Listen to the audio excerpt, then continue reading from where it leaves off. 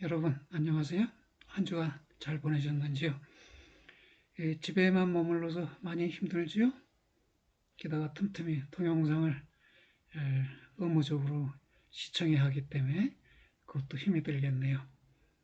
음, 주로 하면 집 근처에 간단히 산책을 나갈 수도 있고, 집에 머무는 것과 산책하는 것을 잘 혼용해서 슬기롭게 시간을 보내시기를 바랍니다.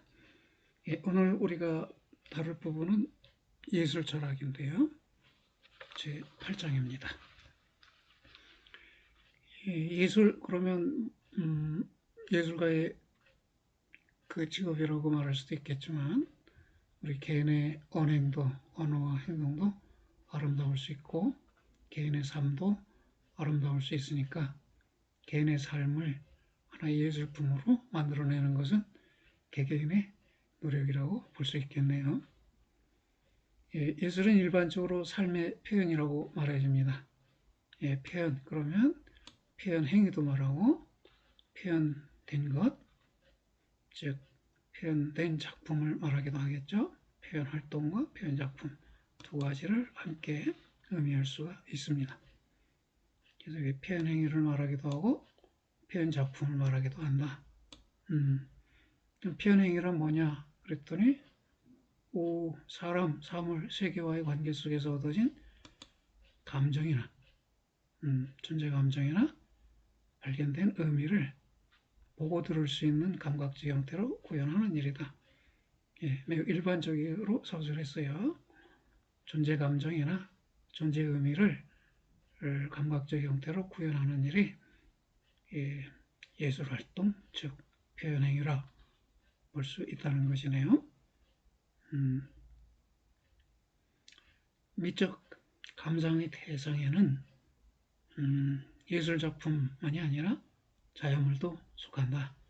그래서 감상에 관한 논의는 예술 작품에 국한되지 않고 자연사물에도 적용된다.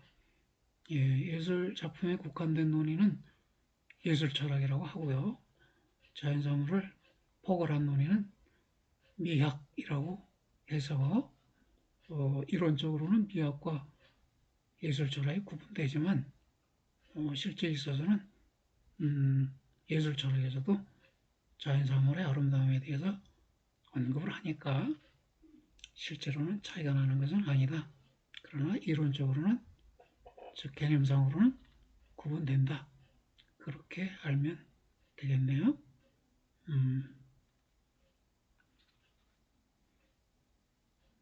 우리가 다룰 논의들이 감상에 관련해서는 미의 본성, 아름다움의 본성, 또 미적 지각의 본성. 미적 지각은 이건 작용을 말해요. 미적인 지각작용의 본성, 그리고 미적 경험의 구조.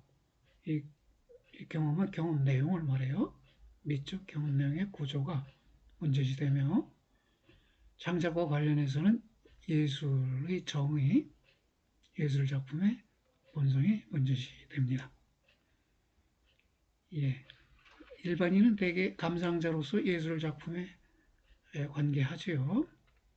감상자로서 우리는 종종 작품을 감상한 소감이 좋다고 말합니다. 이 말은 미적 지각을 통해 미적 대상의 본성 또는 미적 대상의 주제, 작품의 주제를 파악하면서 미적 경험 내용을 성취했다는 것입니다. 그런데 우리는 또한 우리 자신의 삶에 대해서도 창작자일 수가 있지요. 일상에서 우리가 그의 언행은 감동적이고 예술적이다 라고 말한다면 이는 그가 언행으로 자신의 존재 감정이나 존재 의미를 잘 표현한다는 말이 됩니다. 축구 좋아하는 학생들은 알겠지만 어떤 선수가 멋있는 골을 넣으면 예술적이다 이렇게 말하죠.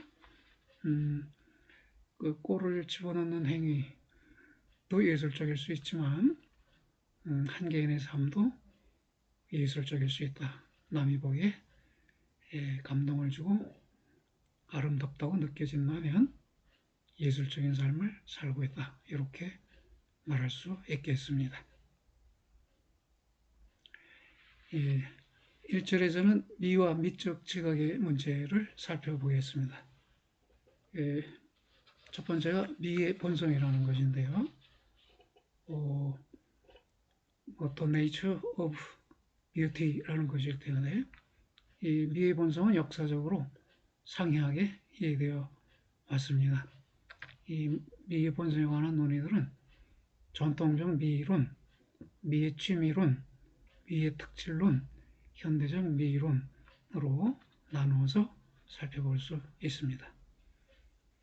전통적 미이론이란 플라톤에서 아리스토텔레스를 거쳐 토마스에 이르는 논의를 말하고요. 미의 취미론이나 18세기 영국을 중심으로 전개된 경험주의적 미이론을 말하고, 미의 특질론도 비슷한 시기에 취미론과 거의 같은 시기에 전개된 미의 특질을 분석한 논의들을 말합니다. 취미론의 입장과는 대비되는 입장을 보였기 때문에 구분해서 취미론과 특질론으로 나눠서 살펴보는 것입니다. 현대적 미이론은 클라이브 베리라는 사람이 현대인으로 새로이 시도한 미이론을 말합니다. 순차적으로 우리 살펴볼 것이에요. 고대 미이론, 플라톤이 다시 나왔습니다. 플라톤은 미의 이데아를 말했어요. 즉 미라는 이데아가 존재한다. 아름다운 것들의 공통성이 아름다움이라면 이 아름다움은 아름다운 것들과 분리된 채로 저 별개의 세상에 자립적으로 존재한다. 이렇게 본 것이네요. 그런데 그는 예술작품은 미의 이데아로부터 두 단계 떨어진 것이라고 봤어요. 그는 아름다운 자연물은 아름다움의 이데아를 나눠 갖거나 모방하고 있는 것이고, 자연물이 그렇다는 말이에요. 자연물이. 예술작품은 이데아를 모방한 자연물을 다시 모방하고 있는 것이라서 이데아로부터는 두 단계 떨어져 있다. 그렇다면 이데아에 대한 직접적 인식을 중시하는 그에게서 예술활동은 경시된다. 자연물을 통해서 이데아를 아는 것도 아니고 자연물의 모방작품인 예술품을 통해서 이데아를 알려면 거리가 너무 멀다. 그렇게 힘든 작업을 통해서 이데아를 인식할 필요가 있겠느냐 하는 생각에서 예술활동을 경시했습니다. 그는 아름다운 사물들의 수반되는 공동적 성질은 부분들의 척도와 비례라고 보았어요. 척도는 적절한 크기를 말하고, 비례라는 것은 이 척도에 대해서 몇 배의 관계에 있는가 이런 것이네요. 여러분의 대학 노트에서 그 아랫부분을 척도라고 보면, 그러면 옆부분, 즉 수직 부분은 이 아랫부분에 대해서 비례가 어떻게 될까요? 1.5 정도 비례가 될까요? 그래서 1대 1대 1.5 또는 1대 2 또는 1대 3, 이게 척도와 비례의 관계인데요. 이것이 적절했을 때 아름다움을 우리가 느낄 수 있다는 것이네요. 이후로 어떤 이들은 그를 따라 미를 이데아 같은 초월적 실체로도 보고, 어떤 이들은 한 대상의 부분들 사이의 척도와 비례로 보게 됩니다. 그 척도와 비례는 우리가 감각적으로 확인 가능하죠. 미라는 이데아는 감각적으로 확인 가능한 건 아니죠. 미라는 이데아를 설정할 필요가 있느냐? 아니면 다른 개념으로 대치하는 게 옳지 않겠느냐 하는 견해가 있어서 후대에 와서 근대 이후에는 이데아 개념이 폐기되고 다른 개념들이 등장해요. 즉 아름답다는 생각, 아름답다는 관념, 그게 미이지 자립적으로 실제하는 이데아로서의 미가 있는 것은 아니다. 이런 견해가 나타납니다. 아리스토텔레스의 시학에서 아름다움에 관해서 논의를 하는데요. 시학은 여기 있습니다. 포에틱스, 포이트가 시죠. 포에틱스는 시에 관한 논의라 해서 시에 관한 학문이라 해서 시학으로 번역이 됩니다. 아리스토텔레스는 시가 역사보다 더 중요하다고 그랬는데요. 왜 이렇게 봤을까요? 아리스토텔레스도 예술이 자연계의 모방에 해당한다고 보지만 그는 감각계를 실제적 세계로 보고 즉 이데아 세계를 부인했죠. 그래서 예술이 이 세계에 관한 지식을 알려줄 수 있다고 보면서 예술에 대해 우호적인 자세를 보였어요. 플라톤과 대비되죠. 그는 미에 관해 직접적으로 논의하지는 않았고 오히려 유명한 시학이라는 저술을 통해 예술에 적지 않은 공헌을 하였습니다. 그는 이 책 9장에서 시가 역사보다 더 중요하다는 유명한 말을 하고 있습니다. 인용하면요. 시는 역사보다 더 철학적이고 더 중요하다. 시는 더 보편적인 것을 말해주는 반면 역사는 개별적인 것을 말해주기 때문이다. 보편적인 것을 말해주느냐, 개별적인 것을 말해주느냐. 역사는 개별적이고 이례적인 사건에 관한 서술이죠. 그러나 시는 예컨대 연애의 시를 생각해 볼까요? 연애에 관한 시에서 다뤄지는 연애 감정은 보편적인 것이죠. 그 연애 시가 갑돌이 쓰였다고 해도 그 갑돌이가 쓴 시에 나타나는 그 연애 감정은 보편적인 것이란 말이에요. 그래서 보편적인 것이 더욱 철학적이니까 시가 더 철학적이다 이렇게 본 것이네요. 이 책에서 그는 예술을 비극, 희극, 서사시로 나누지만 주로 비극을 논하고 있습니다. 그 비극에 대한 정의는 다음과 같은데요.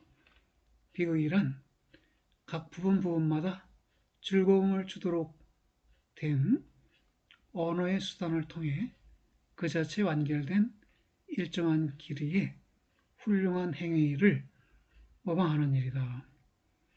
언어라는 수단, 훌륭한 행위, 모방 이 세 가지 주요 개념이 등장했네요. 이어서 다양한 요소들의 이 비극은 서술 방식에게 의존하지 않고 서사시는 역사적인 대하시를 서사시라고 하는데 이거는 서술에 의존하죠. 그러나 서사시는 서술에 의존하지만 비극은 행위를 모방한단 말이에요. 언어의 수단을 통해서. 그래서 모방행위니까 연기라는 것에 의존한다. 그리고 연민과 공포를 통해서 그들의 즉 관람자들의 정서의 순화, 카타르시스를 성취한다.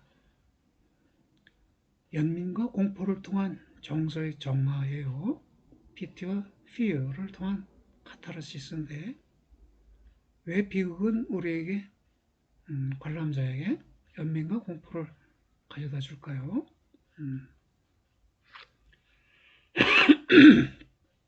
죄송합니다. 모방의 대상, 매체, 방식에 있어서 시학이라는 장르가 다른 장르, 서사시나 음악과 또 희극과 구분이 될 수 있는데요. 위에서 내렸던 이 정의 속에서는 비극의 객관적인 3대 특징으로 훌륭한 행위가 모방 대상이 되고 있다고 말해줬어요. 희극은 훌륭한 행위를 모방하지 않고요. 바보스러운 행위를 모방해요. 웃음을 주기 위해서 바보처럼 행동하죠. 그래서 모방 대상에서 차이가 있네요. 또 즐거움을 주는 언어를 사용한다는 점에서 음악을 사용하는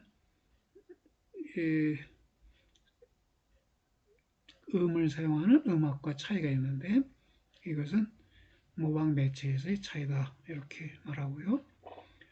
연기를 사용한다는 것은 서사시, 서술 방식을 택한 서사시와의 차이인데 이것은 모방 방식에 해당하네요.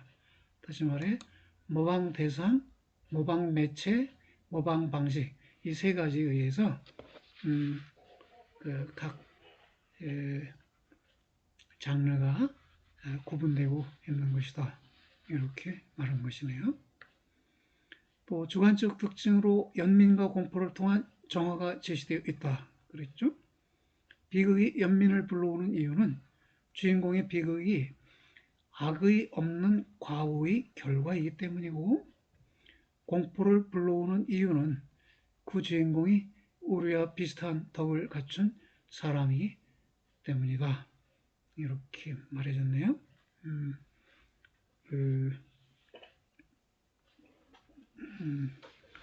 어떤 연극을 예를 들 수 있을까요?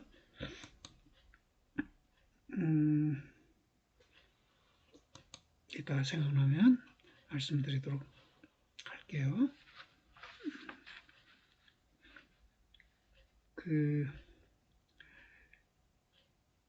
그리스 사람들은 비극 관람을 매우 좋아했어요. 고대 그리스 사람들은. 왜 그랬냐면 비극 한 편을 보면 비극의 주인공이 악이 없는 잘못에 의해서 큰 불행에 빠져요. 그러면서 연민을 느껴요. 그리고 그 주인공이 보통 사람과 비슷한 덕목을 갖춘 사람이에요. 그래서 공포를 느껴요. 그러면 이런 연민과 공포의 감정을 통해서 정서를 순화한다고 했는데 무슨 정서냐면 일상생활하면서 쌓여있는 불쾌한 감정들이 많이 있잖아요. 뭐 성인이라면 부부싸움도 할 테고 또 직장인이라면 직장생활에서 거래처 사람과의 관계에서 감정도 상하고 그런 다양한 불쾌한 감정들이 누적되어 있는데 이 비극 작품을 보면 자기가 느낀 불쾌한 감정들이 하찮은 것, 사소한 것이라고 느껴져요. 그렇게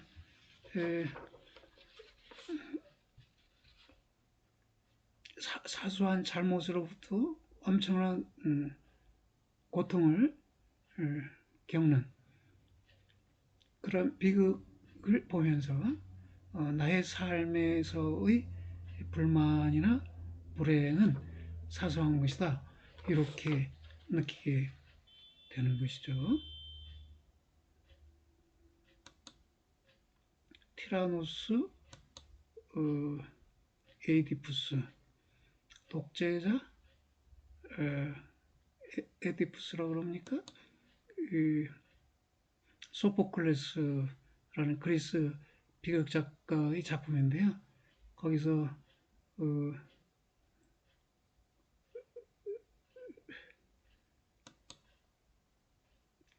에피데스예요. 이름이 확실치가 않아. 웨디푸스 그렇게 말하나요? 웨디푸스는 말뜻이 오이디가 퉁퉁 부은이란 말이고 푸스가 발이란 말이에요. 그 작은 왕국의 아들로 태어났는데 아버지가 신탁을 받아오니까 아버지를 죽일 사람이다. 이런 신의 신탁, 신이 위탁한 말씀을 신전에 있는 사제로부터 듣게 되지요. 그래서 왕궁에 돌아와서 신하들에게 아이를 궁 밖에 나가서 처치해야 해라 이랬어요. 근데 그 모친의 어머니 오이디푸스의 모친의 부탁을 받고 신하들이 차마 이 오이디푸스를 죽이지는 못하고 궁궐에 멀리 떨어진 과수원 나무에다 거꾸로 매달아 놨어요. 그래서 거기서 울고 있었는데 과수원을 지키는 노부부가 울음소리를 듣고 이 아이를 구제해서 집에 데려와서 키우게 됐습니다. 늠름한 청년으로 자라났어요. 그 다음 이야기는 하지 않을 텐데 그 이후에 오이디푸스의 활약 그리고 악이 없는 과오 그래서 빚어지는 또 다른 원치 않는 의도하지 않은 불행들이 누적되고 그래서 최후의 노인이 되었을 때 오이디푸스는 칼로 자기 눈을 찔러서 스스로 그 실명을 해요. 그러면서 외치죠. 궁궐문을 열어라. 세상 사람들로 하여금 나의 진실을 보게 하라. 이렇게 외쳐요. 자기가 일으킨 악이 없는 과오들이 어떤 것인들 보게 하라는 외침인데 사실은 달리 보면 그게 인생이거든요. 악이 없는 과오로 인해서 우리가 고통을 겪기도 하고 불행에 빠지기도 하고 다시 그걸 극복해내기도 하는 인생의 과정인데 그걸 세상 사람들로 하여금 백성들로 하여금 보게 하라 하고는 안티고네죠. 자기의 딸과 더불어 방랑길을 떠나게 됩니다. 그 내용이 매우 비극적이고 슬퍼요. 오이디푸스에게는 과오가 있었지만 악의를 갖고 나쁜 의도를 갖고 저지른 잘못이 아니에요. 근데 엄청난 불행이 닥쳤지요. 우리 보통 사람과 비슷한 동물을 갖춘 사람이 그런 큰 불행이 닥쳐서 이 연골 관람하는 사람들에게 인생을 되돌아볼 기회를 주죠. 내가 지금 겪고 있는 고통은 오이디푸스의 저 불행에 비하면 사소한 것이다. 그러고 여기면서 자기의 그 억압된 정서를 정화하게 됩니다. 그 다음에 토마스의 미 개념과 미의 조건을 볼까요? 대상의 비례의 파악은 대상과 형상과의 유사성을 파악하는 것과 같다. 형상, 본질이라고 볼 수도 있고요. 아래에서는 종, 스페시스라고 해서 우리 종족할 때 스페시스라는 용어를 쓰죠. 그것이나 형상이나 같은 말로 사용될 수 있습니다. 토마스는 아름다움을 조음과 관련시켜 형이상학적으로 논의하였는데 미에 대해서 다음과 같이 말합니다. 사물 내에서 조음과 아름다움은 근본적으로 동일한 것이다. 왜냐하면 이들은 동일한 것, 즉 형상에 기초하고 있기 때문이다. 아름다운 사물은 보았을 때 즐겁게 하는 그런 것이다. 따라서 미는 사물의 적절한 비례에 있다. 오감은 5가지 감각은 적절한 비례를 갖춘 사물에서 즐거움을 느끼는데 이는 그 사물 자체의 형상이나 조음을 추구하는 일에서 즐거움을 느끼는 경우가 같다. 왜냐하면 모든 인식 기능이 그러하듯이 감각조차도 일종의 이성이기 때문이다.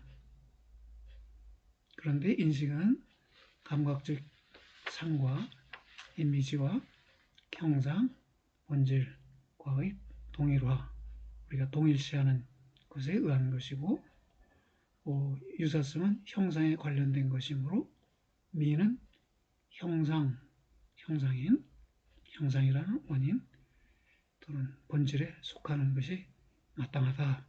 이렇게 말했어요. 좀 복잡하네요.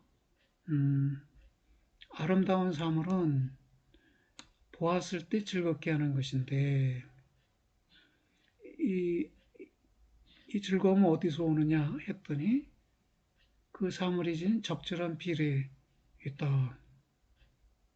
그래서 적절한 비례를 갖춘 사물에서 즐거움을 느낀다. 그러나 이것은 그 사물 자체의 형상이나 종을 추구하는 일에서 즐거움을 느끼는 경우가 같다. 왜냐하면 이 사물 자체로부터 이 사물이 지닌 형상이나 종을 발견했을 때 이 사물과 형상 사이의 유사성을 우리가 파악하게 되는 것이고 이런 유사성으로부터 즐거움이 오는 것이다 라는 것이네요. 그 유사성은 형상에 관련된 것이므로 이 말은 그 대상과 형상 사이의 유사성이 결국 형상에 관련된 것이므로 형상인이라는 본질에 속하는 것이 마땅하다. 이렇게 말했네요.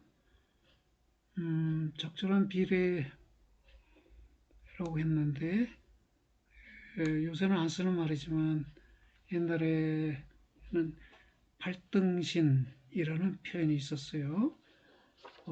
아름다운 여성을 표현할 때 발등신미다 이렇게 말했는데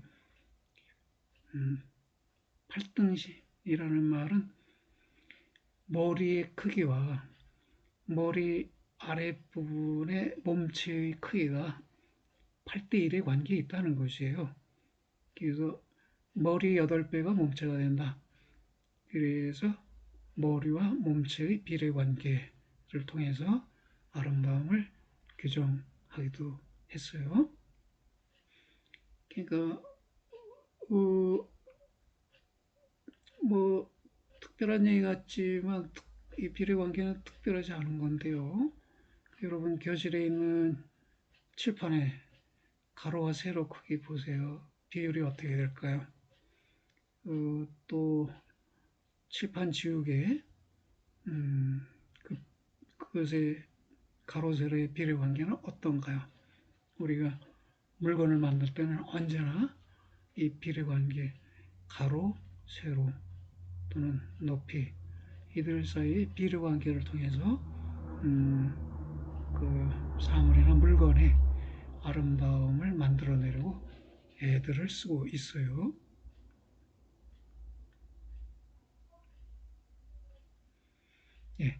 아름다운 것은 파악되는 것이고 좋은 것은 욕구되는 것인데 어떤 것이 아름다울 수 있고 좋은 것일 수 있는 까닭은 자신의 형상을 잘 드러내고 있기 때문이다. 이런 입장이네요. 토마스 입장이네요. 토마스는 이건데 단풍잎의 미, 아름다움은 보여지거나 알려짐에 의해 욕망을 가라앉히는 것이다. 이렇게 말합니다. 아름다움은 욕망을 가라앉힌다. 이런 얘기네요. 단풍잎을 보러 가기나 효도하기 같은 것은 좋은 것이죠. 이 좋은 것은 그것의 욕구 자체가 즐거움을 주는 것이다. 반면에 아름다운 것은 그것의 파악이 즐거움을 주는 것이다. 아름다운 것은 형상과 관련된다고 했으니까 아름다운 것의 파악은 곧 형상의 파악이고 형상과 대상 사이의 유사성의 파악이 되어서 이러한 파악이 즐거움을 주는 원인이 되는 것이네요.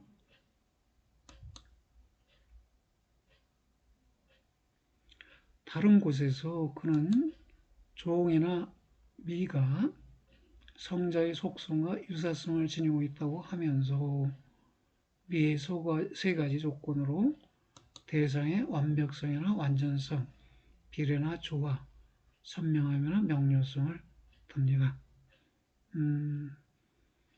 완벽해야 하고 비례가 갖춰져야 하고 선명해야 하네요. 여러분 예컨대 달리는 말을 그린 그림이 있다고 생각해 보세요. 말을 그린 두 개의 그림이 있다고 보세요. 하나의 그림은 말을 완벽하게 그렸고요. 다른 하나는 덜 완벽하게 그렸어요. 하나의 그림은 말에 머리와 몸체와 다리와 꼬리에 일정한 비례 관계를 유지하며 그렸어요. 다른 그림은 비례 관계가 무시됐어요. 하나의 그림은 색깔을 뭐 연필로만 그렸다고 해도 그 굴곡선이 선명하게 나타나고 다른 한 그림에서는 불명료하게 나타나요. 그랬을 때 우리가 어떤 그림이 더 아름다운 그림이냐 하면 누구나 완벽하게 비례를 갖춰서 선명하게 그린 그림이라고 말할 수 있겠지요. 물론 완전하지 않게, 조화롭지 않게, 명료하지 않게 그린 그림들이 있어요. 누가 그런 그림을 그리느냐? 여러분이 어렸을 때 우리가 여러분만이 아니라 나도 그렇고 우리가 유년기에는 부모님이 사다 주신 연필이나 크레용으로 그림을 그리는데 그때의 그림들은 이제 완벽성이 떨어지고 비례도 떨어지고 선명성도 떨어지는 그림이지요.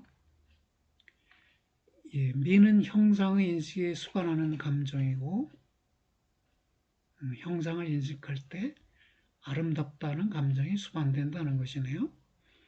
형상을 제대로 인식하게 해주는 대상의 세 조건이 미의 경험을 위한 세 조건이다. 이렇게 봤네요. 아름답다고 느끼려면 대상에 세 가지 조건을 갖춰야 한다는 건데 뭔가요?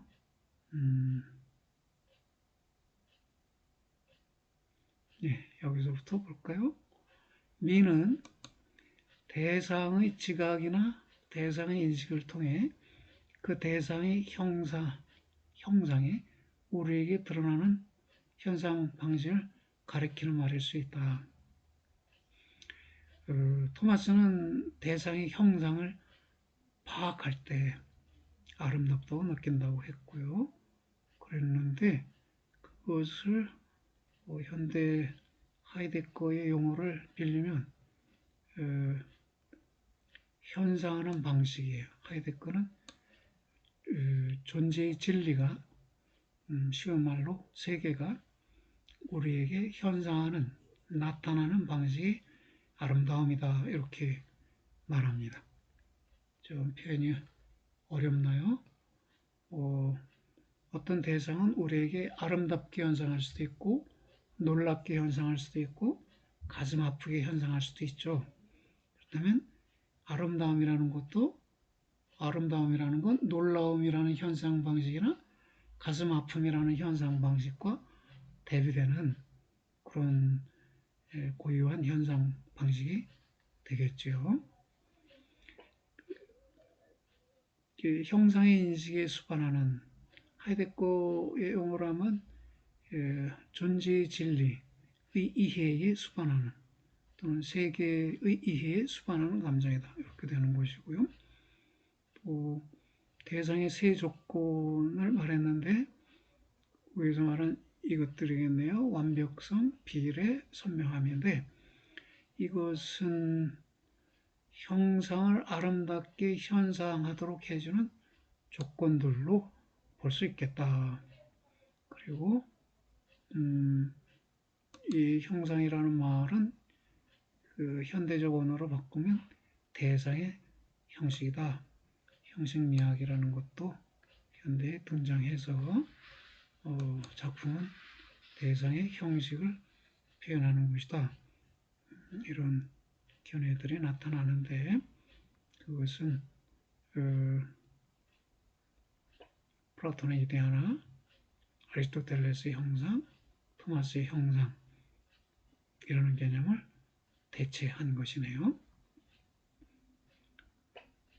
토마스 연명들의 진위가 진짜 의도가 무엇이든 미학의 역사는 이런 이해 방향으로 진행되어 왔다.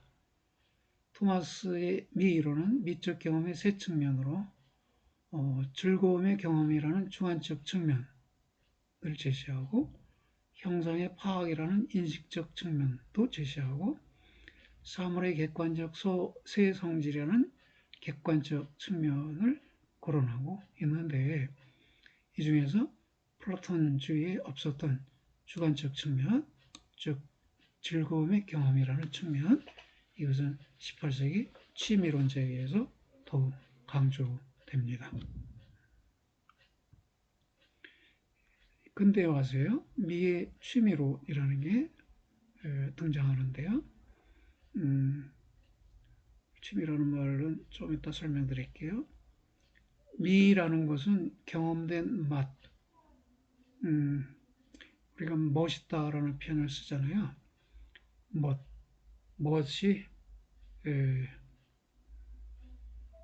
이 미라는 말에 순수한 한국어죠. 미라는 말은 한자어인데 여기에 대응하는 순수한 한국어는 맛이 되겠어요. 멋이 되겠어요. 근데 멋은 보는 맛, 듣는 맛에 해당하단 말이에요. 그래서 맛과 멋이 상통하는 말, 서로 의미가 통하고 있는 두 낱말입니다. 미의 취미로는 미가 대상의 객관적 성질이 아니라, 즉 이데아 같은 것이 아니라 미에 대한 감각기관을 통해 이루어진 주관적 경험으로서 일종의 취미라고 본다. 취미가 테이스트인데요. 테이스트 좀 이상할 수 있죠. 취미의 첫 번째 의미는 직업으로 하지 않으면서 즐겨 하는 일, 이게 취미의 첫 번째 뜻이에요. 두 번째 뜻은 어떤 감흥을 느껴서 마음에 일어나는 멋이에요. 멋. 여러분이 어떤 장면을 보고 멋있다 이렇게 말하잖아요. 그럼 이때 멋이 있다 했을 때 이 멋은 어디에서 나타난 것이에요?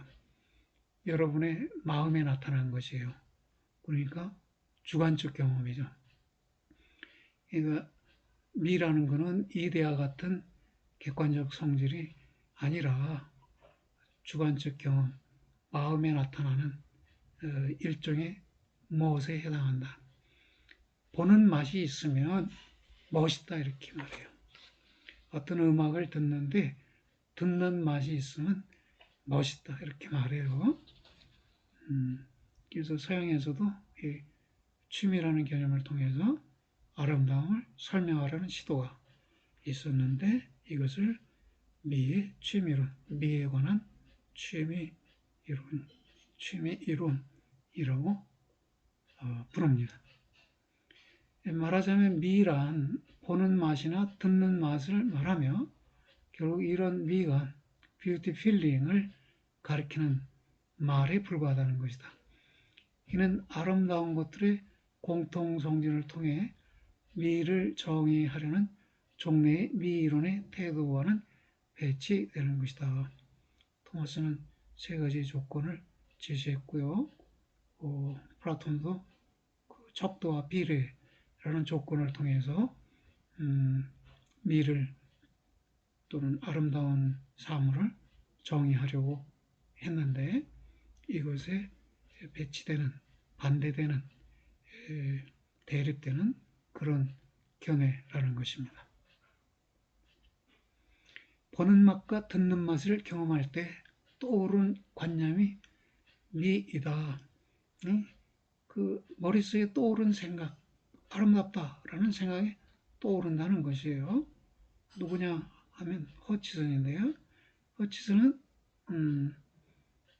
미란 초월적 대상도 감각적 대상도 아니라 단지 우리들 마음속에 떠오르는 관념이라고 합니다. 미라는 관념, the idea of beauty, 이것은 미감, 미적 감각에 대응하여 떠오른 생각에 불과하다는 것입니다. 이 말로써 이제 객관적이고 자립적이던 미, 즉 이데아로서의 미는 주관화되어 주관적인 것으로 됩니다. 미감 또는 미의 관념의 방화세를 당기는 대상의 특징으로, 즉 미감의 방화세를 당기는, 미적 감각의 방화세를 당기거나 미라는 관념의 방화세를 당기는 대상의 특징은 다양성 속의 통일성이다. 이렇게 말합니다. 어떤 대상이 다양한 요소를 갖고 있는데 그 다양한 요소들이 통일성을 이루고 있었을 때 우리는 이러한 다양성과 통일성을 갖춘 대상에 대해서 아름답다라는 생각을 떠올리는데 이때 아름답다는 생각, 그게 미라는 것이다. 그 다음에 미는 초월적 대상이 아니고 그것도 아름답다는 것을 우리가 감각할 수도 없죠. 감각적 대상이 아닌 건 틀림없는데 그것도 초감각적 대상인 것도 아니다. 그런 말입니다. 그러한 대상의 특징에 대응되는 주관적 상관자로는 미의 감관이 있고 미를 감각하는 기관이 있고 이는 내적 감관, internal sense이고 이 내적 감관에는 미의 감관 외에도 도덕의 감관과 착하다고 느끼는 감각기관이 있고 숭고의 감관, 숭고하다고 느끼는 감각기관이 있다는 것입니다. 마음 밖의 것을 지각하는 것은 외적 감관, external sense이고 여기에는 시각과 청각 등이 속하고요. 시각을 통해 뭔가를 봤어요. 청각을 통해 무엇인가를 들었어요. 이 본 것과 들은 것을 다시금 느끼는 것이, 다시금 내적으로 감각하는 것이 내적 감관인데요.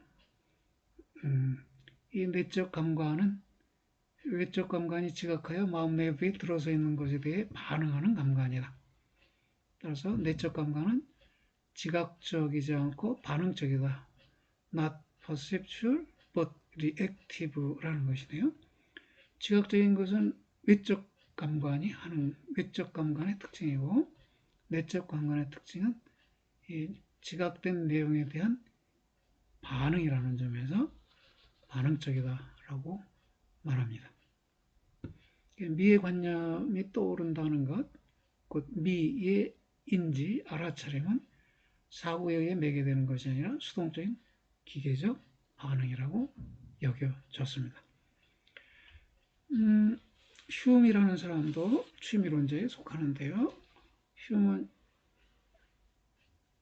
취미의 기준을 우리가 찾아낼 수 있다고 주장을 했어요. 그는 미취의 감정들은 대상들의 성질에 결부되어 있고 그래서 이러한 결부성 때문에 미취에 대한 객관적 판단이 가능하다고 보았습니다. 그래서 우리가 여기서부터 볼게요. 그는 취미로서의 미적 경험을 지배하는 일반 법칙들은 선천적으로 추론될 수는 없고 취미 판단들의 일반화를 통해서 얻어질 수 있다고 본다. 그런데 장미를 예를 들어 볼까요? 그 10명한테 물어봤어요. 장미가 아름답습니까? 그 10명이 다 동의했다고 쳐요. 왜 아름답다고 느꼈어요? 라고 이유를 대보세요. 하고 그 판단의 이유들을 우리가 찾아낼 수 있겠죠. 그렇게 하면 그 판단의 이유들이 곧 장미라는 대상에 속한 성질들이 되는 것이에요. 그러면 이러이러해서 아름답다라는 이러한 이유 때문에 아름답다라는 이 취미 판단들을 우리가 일반화하면 이 미의 경험을 지배하는 일반 법칙을 만들어낼 수 있다는 것입니다. 그런데 모든 사람들의 취미 판단들이 동등한 가치로 중시되는 건 아니고요. 몇 가지 조건이 있어요. 첫째는 적합한 시기와 장소에서의 판단이어야 하고요. 둘째, 평정한, 평온하고 안정된 마음과 합당한 주목, 적절한 정도의 주의 집중, 그러니까 임시로 주목하는 게 아니라 주의를 기울여서 주목하는 것, 그것을 합당한 주목 이렇게 표현했네요. 이것에 의한 판단, 또 예민한 정신적 취미 능력을 갖춘 자의 판단, 이런 판단들만이 우리가 고려할 수 있는 취미 판단들이라는 것입니다. 여기서 예민한 정신적 취미 능력이라는 것은 포도주의 미묘한 맛의 감별에 요구되는 것이 예민한 신체적 취미 능력이듯이 정신적 취미의 감별에 요구되는 능력을 말합니다. 여러분 중에도 어떤 학생들은 막걸리에 대해서 일주일 된 막걸리다, 사흘 된 막걸리다, 하루 된 막걸리다 이렇게 분별을 할 수 있겠죠. 또 어떤 학생은 포도주, 와인이라고 그러는 거, 와인에 대해서 맛을 보고 이게 어떤 와인이다, 와인의 브랜드의 이름을 맞출 수도 있겠죠. 어른들 중에는 양주 중에서 양주 한 모금을 마시고 이 양주의 브랜드가 뭔지를 알아차리는 사람도 있겠죠. 모르겠어요. 진짜 있는지 모르는데 나의 예민한 취미 능력은요. 막걸리가 일주일 됐는지 사흘 정도 됐는지는 구분할 수 있는 취미 능력이에요. 근데 그것은 정신적 취미 능력이 아니겠네요. 그건 신체적 취미 능력이네요. 그렇습니다. 여러분이 산행을 하거나 산책을 하면서 어떤 나무를 보고 어떤 풀을 보았을 때 아름답다고 느낄 수 있다면 여러분이 예민한 정신적 취미 능력을 갖고 있는 게 되겠네요. 칸트는 역시 취미론자예요. 칸트는 미적 판단이 선험적 근거들의 토대를 둔 보편적인 판단이라고 보았습니다. 휴미 경험론자로서 취미의 철학을 인간 본성에 대한 심리학적 일반 법칙들에 도달하는 경험적 탐구로 본 반면에 칸트는 취미론자에 속하면서도 취미의 철학을 선험적 탐구로 보았다. 초월적 탐구다 이렇게 말할 수도 있고, 초월적이라는 말은 초재적 그런 말은 아니고요. 후설을 논의하면서 초월적이라는 말의 의미를 살펴봤었지요. 여하튼 좀 쉬운 용어로서는 선험적, 선험, 경험에 선행하는, 선험적 탐구란 경험에 선행된, 경험에 선행하는 것에 대한 탐구라는 말인데 이렇게 봤어요. 그는 보편적이고 필연적인 미적 판단을 해 선험적 가능한 탐구한다. 이런 탐구가 이제 그의 저자 판단력 비판에서 이루어지는데요. 제3대 비판서 기억나나요? 순수이성 비판, 실천이성 비판, 판단력 비판. 순수이성 비판은 인식의 성립 가능성을 탐구한 것이고, 실천이성 비판은 우리가 전 시간에 얘기한 실천이성의 명령, 정언 명령, 카테고리컬 임페러티브에 관해서 논의한 것이고, 이 판단력 비판에서 이 미적 판단들이 어떻게 가능한지에 대해서 설명합니다. 실천해석 비판은 그 정언 명령이 어떻게 가능한지를 탐구한 것이고, 판단력 비판에서는 취미 판단이 어떻게 가능한 건지를 탐구했는데요. 이 책이 선론적 탐구를 행함에도 불구하고 칸트가 취미론자라고 불리는 이유는 그가 미적 판단을 사물의 객관적 성질에 대한 인식적 판단이 아니라 주관적 성질, 즉 불쾌와 유쾌, 대상에 대한 유쾌함과 불쾌함에 대한 판단이라고 보기 때문입니다. 취미라는 것이, 유쾌함이라는 것이 취미고 이 마음에 일어나는 무엇에 해당한다는 것이에요. 유쾌함도 또는 무엇이 유쾌함을 수반한다 이렇게 말할 수도 있겠고요. 그래서 역시 취미론자이다 이렇게 말해진다는 것이고요. 이 칸트의 미적 판단의 특성을 보면요, 대상의 한목적적 형식으로 인해 구상력 또는 상상력이라고도 해요. 지성 또는 오성이라고도 해요. 옛날 번역어들은 그렇습니다.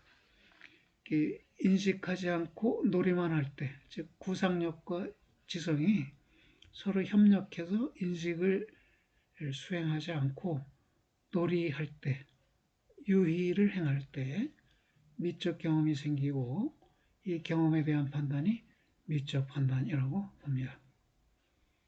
칸트는 미적 경험이 상상력과 지성의 자유로운 유희의, 놀이의 결과라고 봅니다. 무슨 말일까요? 좀 읽어볼게요.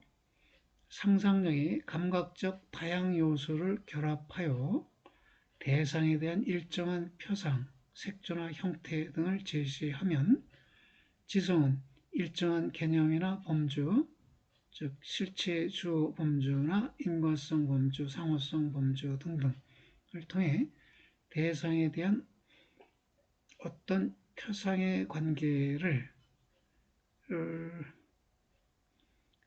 확정, 긍정하거나 부정하고 이로써 인식이 성립한다. 이러한 인식은 상상력이 특정한 표상에 구속되고 지성이 특정한 개념에 구속됨을 전제한다. 이러한 구속이 없고 자유로울 때 그들은 유의를 할 뿐 인식을 하지는 않는다. 좀 어렵게 쓰여졌나요?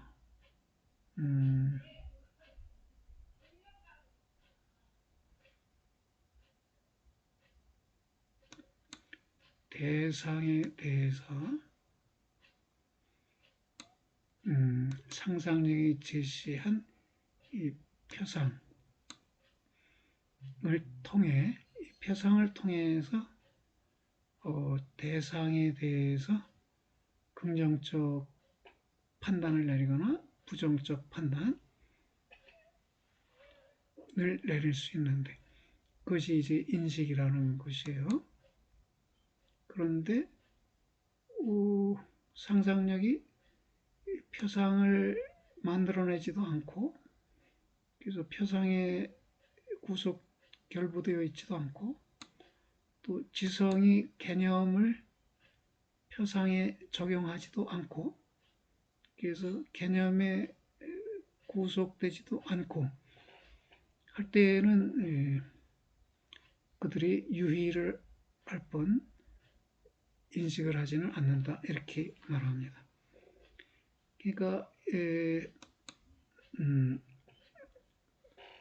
여러분 조카가 그림을 그렸다고 쳐요. 그럼 여러분이 이제 감상자가 돼서 그림을 봐요. 그러면 여러분이 그림을 보면서 이게 사람을 그린 걸까? 엄마를 그린 걸까? 아빠를 그린 걸까? 삼촌이 내 모습을 그린 걸까? 아니면 자기 모습을 그린 걸까? 그게 뭐지? 이 사람이야? 아니면 바위덩어리야? 그냥 나무를 사람같이 그린 건가? 이렇게 물을 수 있어요. 지금 내가 계속적으로 물음만을 제기했어요. 이것이 무엇일까? 이것일까? 이것이 아빠일까? 엄마일까? 사람일까? 나무일까? 자기일까? 물음만 제기하고 그 그림의 내용에 대한 인식을 성취하지 않았어요. 이것은 엄마이다 하면 이건 하나의 판단이고 하나의 인식이죠. 그러니까 우리가 미적 경험을 얻을 때는 인식을 수행하지 않는다는 것이에요. 자유롭게 열어둔단 말이에요. 그 초상화는 분명하지 않습니까? 사람 모습이 분명하지 않나요? 할아버지나 할머니나 젊은이나 초상화는 분명히 그려지면 그때 인식이 가능하지 않을까요? 노인인지 젊은이인지 남자인지 여자는 구분이 되지요. 근데 여러분이 그걸 인식하려고 그 그림을 보지 않아요. 초상화를 보면서 이 할아버지는 할아버지인데 어떤 일을 하며 살아오신 분이길래 이마에 주름이 이렇게 많지? 가족을 부양하는 어려움으로 인해서 평생을 힘들게 살아오신 분일까? 눈매가 매서운데 이것은 세상에 대해서 우호적인 낙관적 견해를 갖기보다는 적대적 비관적 견해를 갖고 있다는 것이 아닐까? 그렇게 모르면서 초상화를 봐요. 그러니까 다시 정리하면 결국은 상상력과 지성이 합동, 협력해서 그 그림이라는 대상에 대해서 인식을 성취하지 않고 그냥 놀아요. 상상력이 대상을 이런 모양으로도 만들어 보고 저런 모양으로도 만들어 봐요. 그러니까 이러한 표상으로 만들어내기도 하고 저러한 표상으로 만들어내기도 하고요. 지성은 그 표상에 대해서 이런 것일까? 이렇게도 보기도 하고 저렇게 보기도 해요. 그게 이제 둘 사이의 자유로운 유희다. 이 유희의 결과가 미적 경험이다. 라는 것입니다. 미적 판단은 칸트에 의하면 단층 판단일 수만 있기 때문에 그래서 미의 일반 법칙은 성립할 수 없다고 봅니다. 칸트는 미적 판단은 그 미의 즐거움이 사적이거나 특정 관심에서 비롯된 게 아니라 보편적 인식 능력에서 유래하므로 즉 상상력과 지성에서 유래하는 거죠. 둘이 놀이함에서 유래하니까 그 둘 상상력과 지성에서 유래하므로 우리가 어떤 대상에 대해서 판단을 내가 아름답다고 판단을 내리면 다른 사람도 동일하게 아름답다고 판단을 내린다는 것이요. 즉 나의 판단이 곧 보편적 판단이 된다는 것입니다. 다시 말해 한 사람의 판단이 곧 누구나를 구속하는 보편적인 인식 능력들의 자유로운 유의 결과에 한해서 누구에게나 필연적인 판단이다. 내가 아름답다고 판단하면 다른 사람도 그렇게 판단할 수밖에 없어서 나의 판단이 그 보편적 판단이 된다는 것입니다. 미적 판단은 보편적 판단이고 인식 능력에서 비롯되는 필연적 판단이고 그런데 개별 대상에 따라 달라지는 판단이므로 전체 판단이 될 수는 없고 오직 단층 판단으로만 성립한다는 것입니다. 단층 판단은 주어가 단수인 판단이에요. 이 장미는 아름답다. 그럼 단층 판단이에요. 그런데 모든 장미들은 아름답다 하면 전층 판단이 돼요. 전층이라는 건 주어 집합의 원소 전체를 지칭하는 판단이다. 복잡하죠? 그러니까 영어로 all, every라는 단어가 붙은 주어들을 지닌 판단이 전층 판단이고요.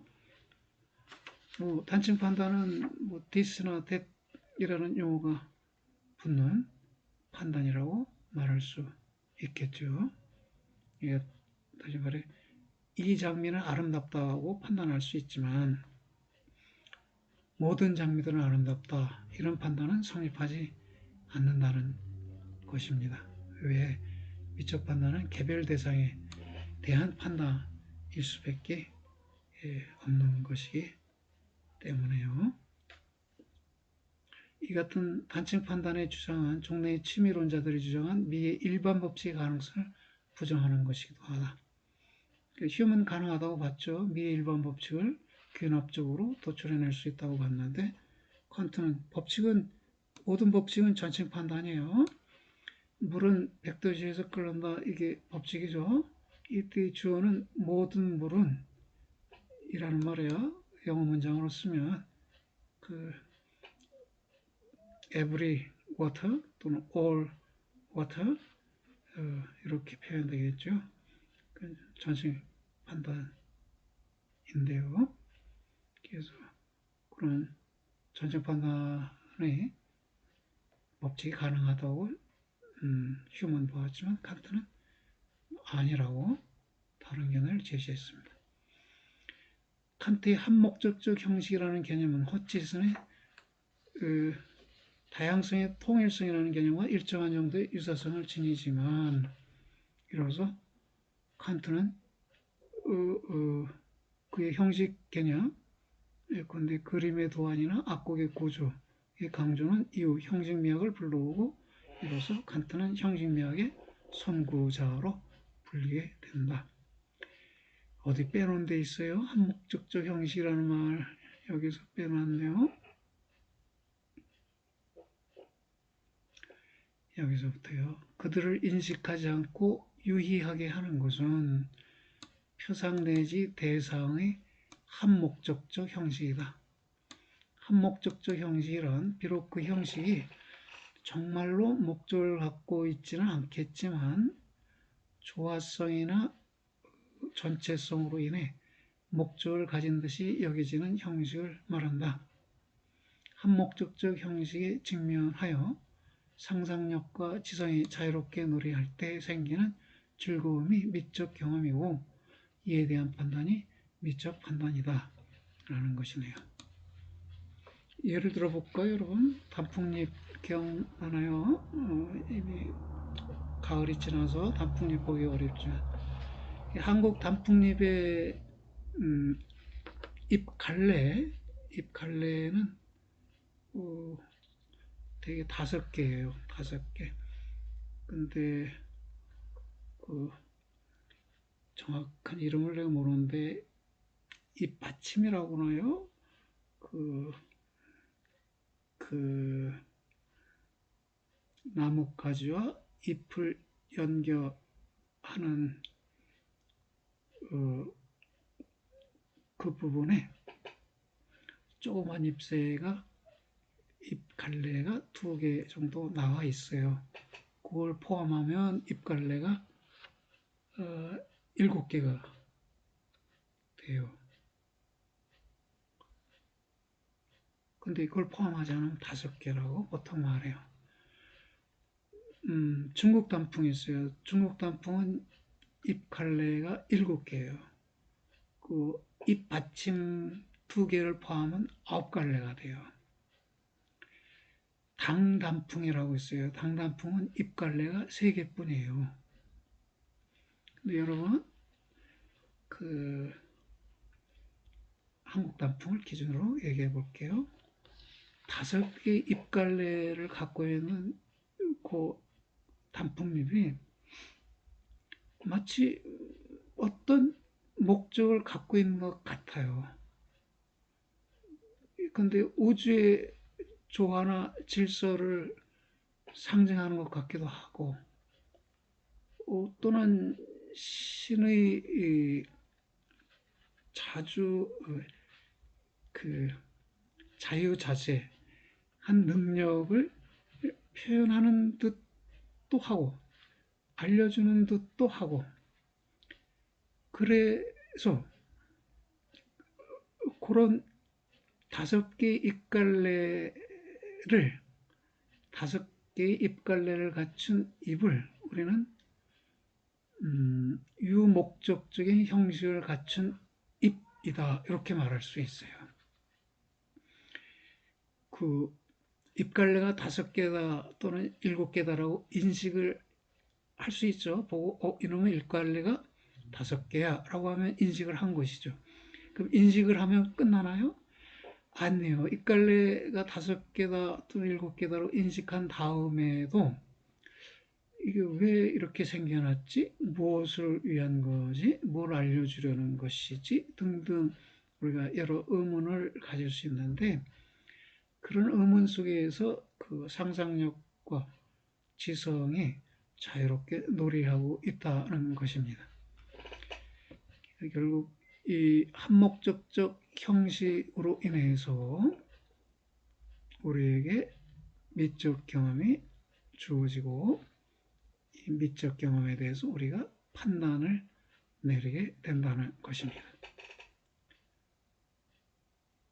예, 그래서 칸트가 결국 형식미학의 선구자로 분류된다는 것이네요. 그 허치슨의 말은 다양성 속의 통일성이라고 그랬잖아요. 그럼 잎갈래가 5개이면 다양성이 나타나는 것이죠. 근데 이게 하나의 잎을 구성하고 있어요. 그럼 하나의 통일성을 이룩하는 것이죠.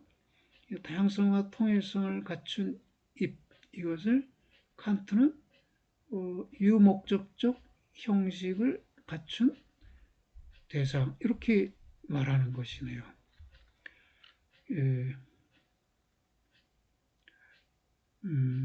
형식이라는 말을 공식적으로 쓴 건 허치슨이 아니라 칸트이고, 그래서 칸트를 형식미학의 선구자로 본다는 것이네요.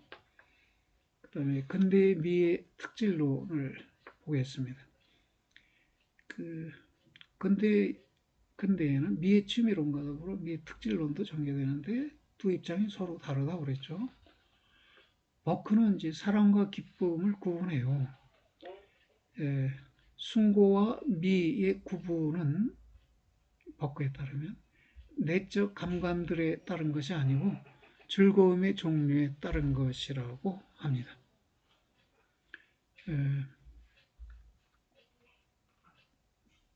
버크는 숭고와 미를 구분해요. 우리가 잘 안 쓰는 말이기도 한데 숭고미라는 말을 미학에서는 사용하면서 일반적인 의미의 미와 구분하기도 하는데요.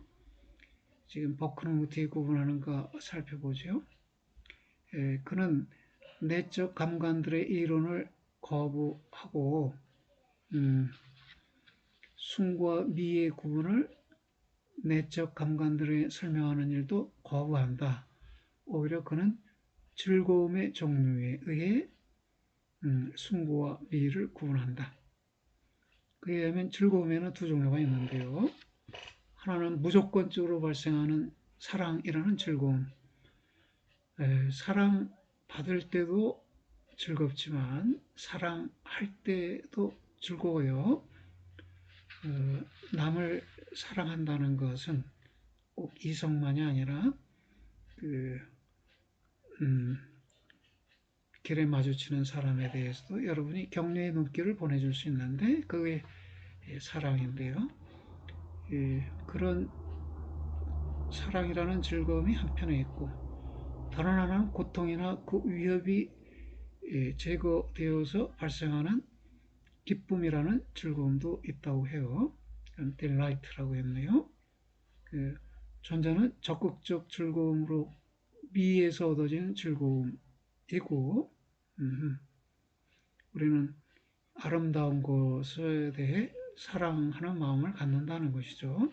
그럴 때 즐거움이 생겨나고, 또 후자는 상대적 즐거움으로 숭고에서 얻어지는 즐거움이다. 숭고함에서 얻어지는 즐거움이라고 할 수 있네요. 숭고하다 들어봤죠? 전자는 사회 보전에 필요한 열정이고 후자는 개인 보전에 필요한 열정이다 라고 했는데요. 왜 그래요? 고통이나 위협의 제거에서 발생하는 기쁨, 이게 숭고의 즐거움이다 이렇게 말한 것인데요. 뒤에서도 한 예가 나오겠지만 여러분 한번 그런 경험 해보세요. 우리 코로나 방역이 이제 다 마쳐지면 여러분 여행도 하겠죠.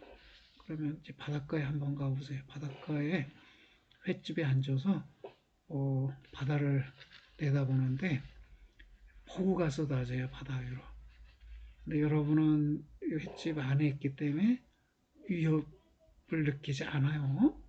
여러분이 고통이나 위협이 제거된 상태에서 그 바다에 떨어지는 폭우를 내다보는데 그때의 느낌을 숭고하다, 자연이 숭고하다, 또는 비가 숭고하다 이렇게 느낄 수 있는데 그 단순히 아름답다는 느낌하고는 다른 것이죠. 이제 고통이나 위협이 제거된 상태에서 느껴지는 느낌입니다. 그러니까 좀 일반적으로 말하면 그 자연의 변화가 있잖아요. 천둥 번개가 치고 소낙비가 내리고 그 찬란한 태양이 비추고 또는 강풍이 불고 하는 것을 경험할 때의 느낌을 숭고하다고 해요. 만약 여러분이 고통이나 위협에서 벗어난 채로 그 자연의 그 변화무쌍함을 느낄 때 그 느낌을 숭고함이라고 합니다. 지금 버크가 숭고의 개념을 끌어들여서 즐거움의 두 종류에 의해서 설명을 했어요. 그 사랑과 욕망은 반드시 병행하는 것이 아니라고 말했습니다. 그는 사랑을 유발하는 사물의 성질로 조그마한 부드러움, 매끄러움, 직선이나 직각으로부터의 선들의 가벼운 이탈 등을 든다. 그리고 숭고를 유발하는 성질들로는 음침함, 거대함, 무시무시함 등을 든다. 음침한 대상, 거대한 대상, 무시무시한 대상은 우리를 위협하고 공포를 주지만 우리가 안전한 채로 관조만 할 수 있다면 숭고한 것으로 경험되고 숭고의 즐거움을 준다는 것입니다. 여러분 그렇죠? 조그마함, 부드러움, 매끄러움.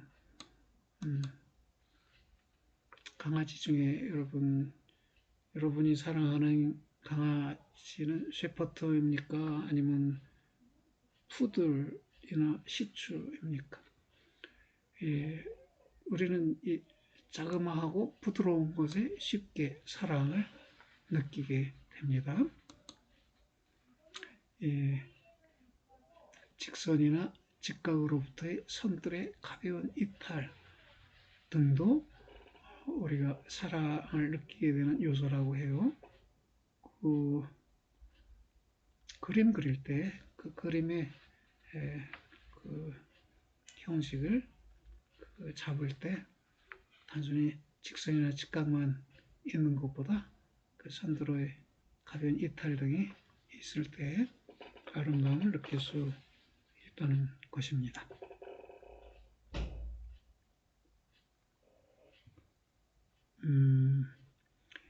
그는 버크죠. 버크는 사랑과 욕망이 함께 작용할 수는 있지만 이들은 서로 구별되는 상이한 것이라고 봅니다. 그에 따르면 사람들은 뚜렷한 미를 갖추지 못한 여인들에 대해 강한 욕망을 품을 수 있는 반면 남자나 그 밖의 동물들에서 보여질 수 있는 가장 훌륭한 미는 사랑을 야기하되 욕망을 자극하지는 않는다는 것이다.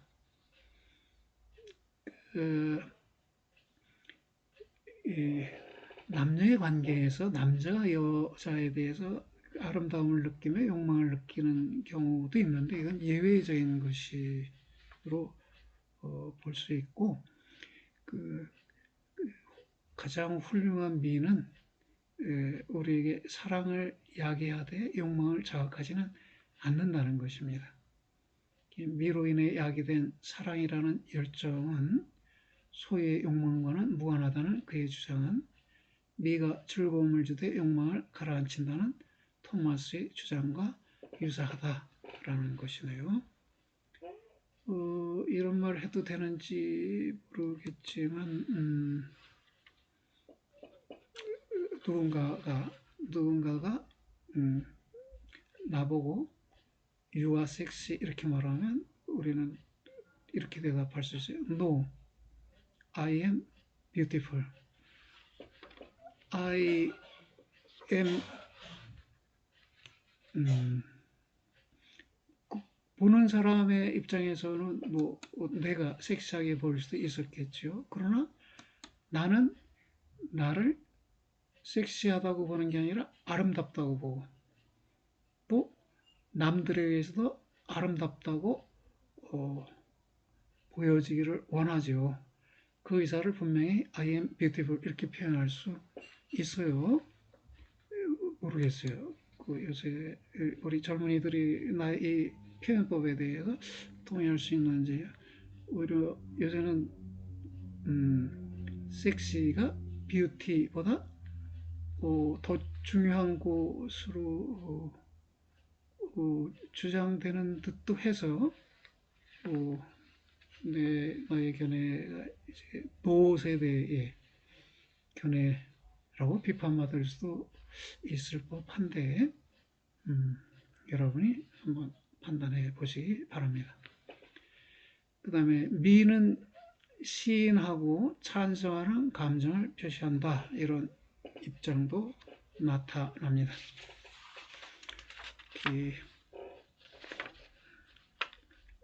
여기 보면요. 나이트라는 사람은 미가 시인의 뜻을 지닌 일반적인 용어라고 하여 평가들이 감정 표현에 불과하다고 보는 오늘날의 언어 분석적 정감론자들의 입장을 상기시켜주고 있다.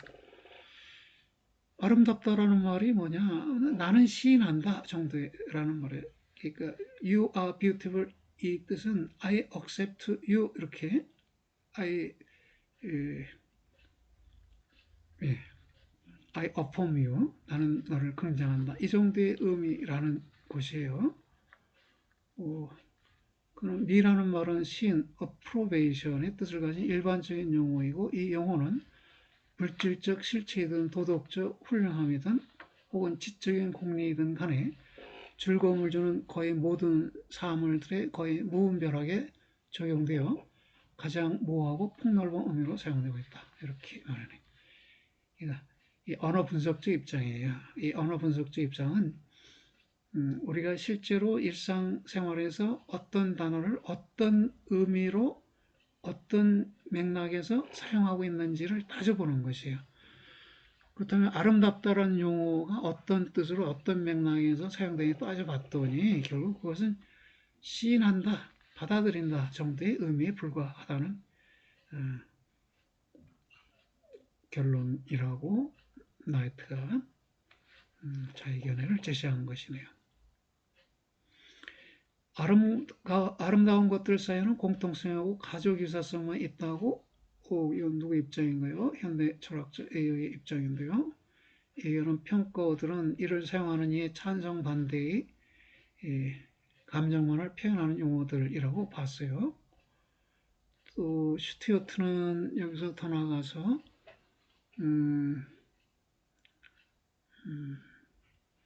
아름다운 것들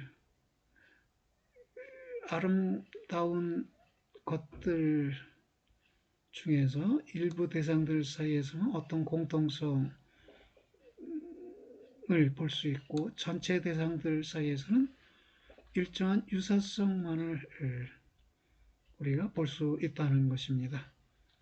이건 스튜어트의 입장인데요. 이런 입장이 이제 현대 분석적 비트겐슈타인의 가족 유사성의 개념과 유사한 것이네요.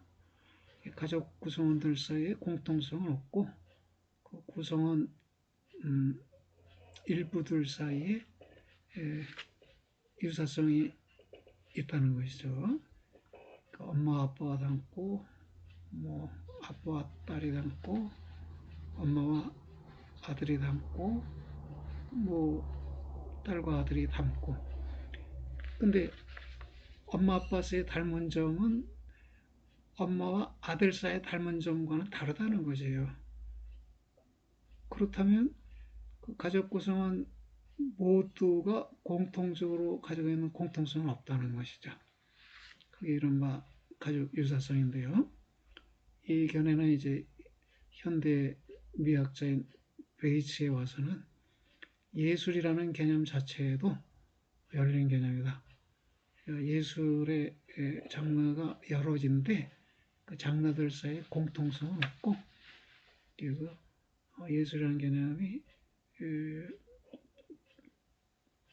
그 개념 안에 포함될 수 있는 요소들이 점점 확대되어 갈 수 있는 그런 열린 개념이라고 보고 있습니다. 미는 관념연합에 따른 취미 정서이다라는 이런 견해도 있는데요. 앨리슨의 견해입니다.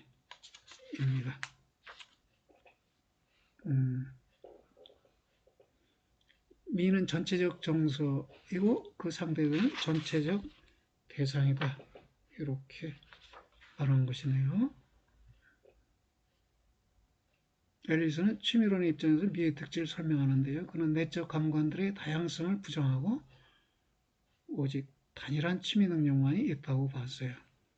그러니까 숭고의 감관이 있고 미의 감관이 있고 도덕의 감관이 있고 이렇게 감관들이 내적 감관들이 다양하다는 그런 주장을 하는 사람도 있었는데 앨리슨은 그냥 단일한 취미 능력만이 있다고 봤습니다.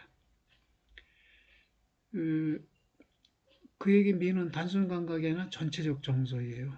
그리고 이 전체적 정서의 상대자는 이 전체적 정서를 불러일으키는 대상은 단순 성질이 아니라 전체적 대상이다. 이렇게 말했어요. 대상의 단순한 성질이 아니라 전체적 대상이다.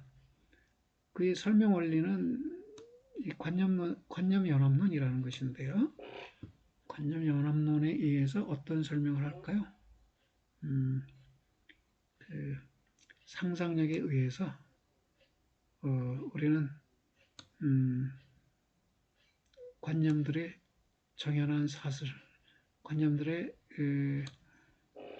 질서 정연한 연쇄를 산출할 수 있다고 봐요. 그런데 우리가 봄날 자연의 경치를 볼 때 어느 봄날 아침의 따스한 화사한 햇빛 따위를 볼 때 미나 숭고를 느낄 수 있는데 이때 우리 마음속에서는 다양한 이미지들, 다양한 관념들을 의식하게 된다는 것입니다. 좀 더 자세한 설명이 이렇게 됐는데요. 그에 의하면 미적 감상은 이미지 정서쾌라는 서로 다른 세 차원을 지니면서 이루어진다고 해요. 첫 번째로 한 대상이 지각될 때 하나의 단순 정서가 생겨나고 개나리를 예를 들어 볼게요.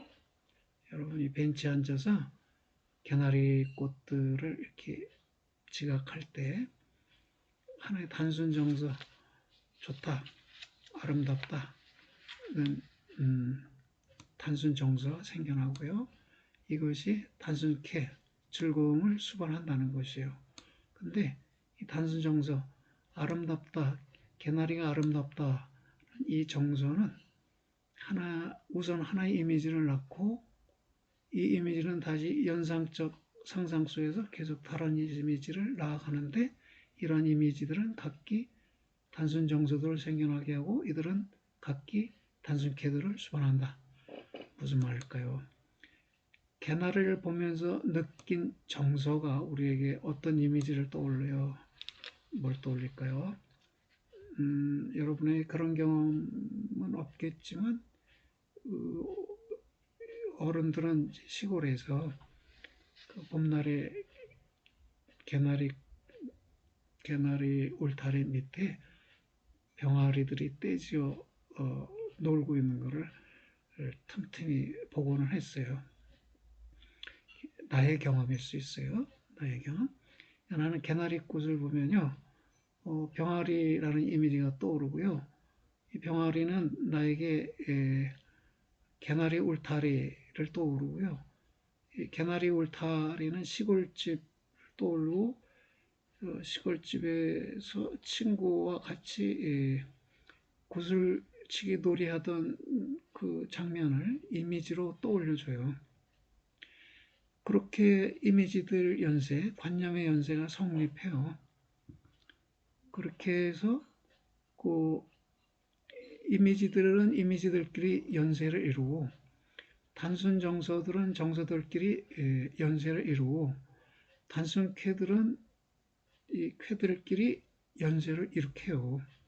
그래서 정리해서 이미지들은 연상에 의해 하나의 전체적으로 통일된 이미지 연세로 되고 각각의 이미지들에 대응하는 단순 정서들은 자기들끼리 연합하여 복합 정서를 이루는데 이것이 취미 정서이다. 이 복합 정서가 취미 정서이다. 단순 정서와 취미 정서가 아니라는 것이네요. 이 단순 정서들의 복합인 취미 정서는 단순캐들이 모여 이룬 복합캐를 이룩한다. 어때요, 여러분? 이 복합 정서가 다양한 이미지들에 의해서 성립된다. 쉽게 동의하기 어려울까요? 근데 제대로 된 그림 감상은 이 복합 정서의 토대를 둬야 한다고 많은 사람이 생각하고 있어요. 여러분 혹시 배낭을 메고 외국 여행을 가면 배낭여행이 아니더라도 상관없고요. 외국 여행 가면 주로 우리가 방문하게 되는 것이 박물관인데 박물관에 가면 그림 앞에 어떤 학생이 그림 앞에 의자를 갖고 앉아서 오래도록 지켜보는 것을 볼 수도 있을 거예요. 나는 봤어요. 나는 3층짜리 박물관이었던 것 같은데 3층까지 다 둘러보고 내려올 때 1층에 어느 학생이 계속해서 그림을 지켜보고 있는 걸 봤어요. 나는 그 학생이 그림을 바라보면서 그림이 불러일으키는 이미지들을 자기 스스로 차단하지 않고 그대로 자유롭게 이미지들이 발생하도록 열어두고 있는 것이라고 짐작했어요. 그래서 그림 감상이 그냥 우리가 그 그림의 외부 표면을 단순히 지각하는 것이 감상이 아니잖아요. 미적 경험을 성취하려면 좀 시간을 들일 필요가 있어요.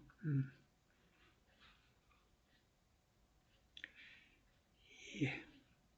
좀 내려가세요. 현대 미이론 이거 언급하고 갈까요? 앨리슨의 논의에서 정서와 미가 동일시되고 정서와 쾌가 구분되고 있음을 본다. 정서와 쾌가 구분되고 있다. 별도로 논의될 필요가 있는 것이죠. 그런데 우리의 일상적 이해에 있어서는 취미 정서에 기쁨과 슬픔이 모두 속한다. 취미정서, 기쁜 아름다움도 있고 슬픈 아름다움도 있을 거라는 것이에요. 그래서 우리는 즐겁고도 기쁜 아름다움이나 즐겁지만 슬픈 아름다움이라는 말을 할 수 있을 것이다. 여기에서 즐겁고 이거는 쾌를 말하는 것이고,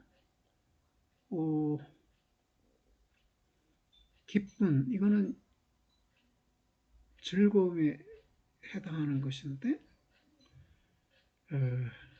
조금 차이가 날까요? 아까 버크의 견해였습니까? 기쁨과 사랑을 구분했을 때 기쁨이 독자적인 의미를 가질 수도 있었죠.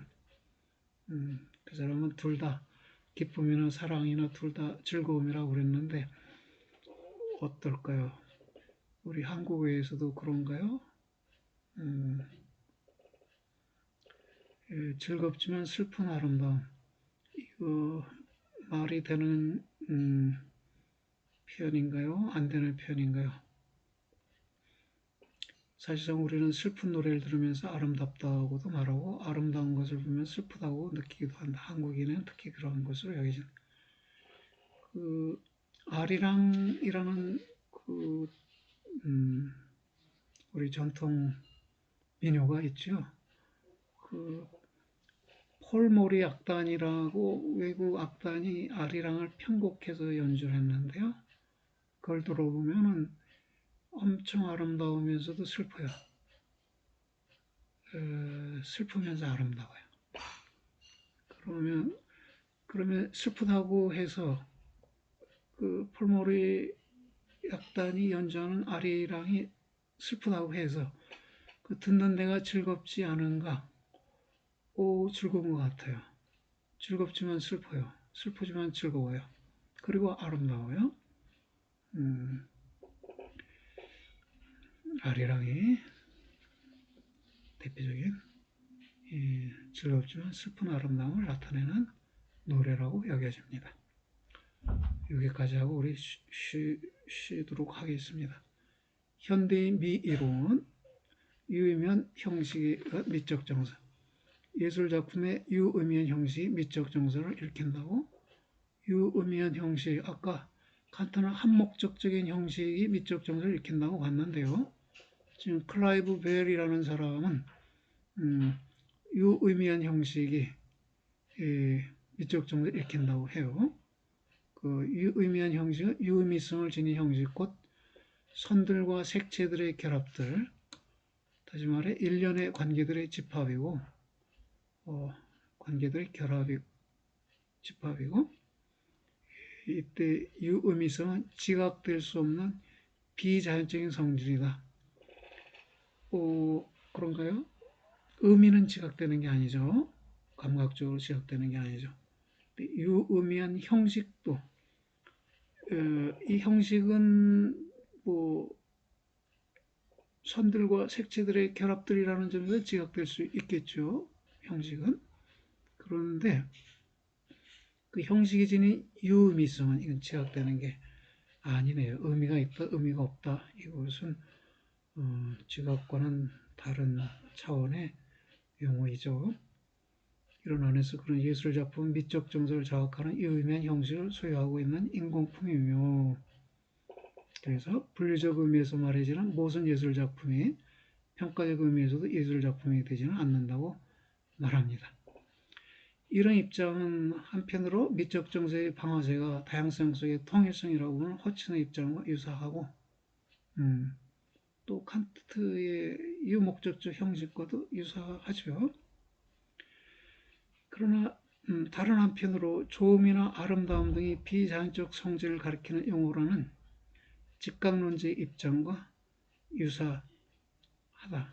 벨의 입장이요. 이 의미성이라는 말이 한목적성도 마찬가지로 비자연적 성질이죠. 직각론자, 직관주의자, 직관론자 이렇게 말할 수 있는데, 감각의 눈이 아니라 이성의 눈으로 직관될 수 있다. 뭐가 아름다움이라는 비자연적 성질이. 그러면 지금 벨도 이 유의미성은 이성의 눈에 직관되는 것이다. 지각에 의해서 감각되는 것은 아니다. 이렇게 보고 있다는 것이네요. 예, 현대미론까지 우리가 논의를 살펴보았습니다. 좀 지루했지요? 수고들 하셨어요. 다음에 뵙겠습니다.